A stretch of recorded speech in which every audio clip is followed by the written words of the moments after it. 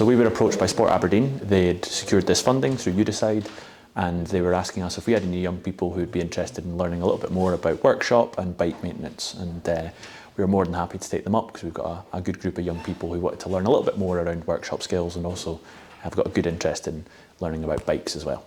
There's a massive reward we've seen with other participants who've done this in terms of a sense of accomplishment. It's quite an intensive course. It's 2 days, 9 to 5, and there's a written test at the end, so it's pretty full on.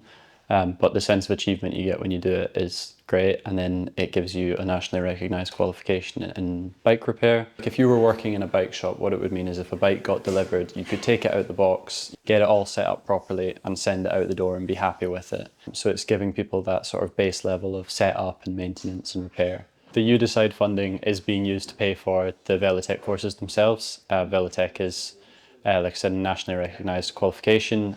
They hold all their trainers and training locations to quite a high standard, so there's an associated cost with that, and that's what the funding is going towards. It's absolutely brilliant. I think to get access to such an amazing workshop, to get the tools that we've got here that are all state of the art, and to get access to kind of the course in Murdo, it's going to make a big difference, I think, for some of these young people, where they're going to get an opportunity to learn skills they maybe wouldn't in other places, and hopefully take it into employment, into further opportunities beyond where they finish with us here.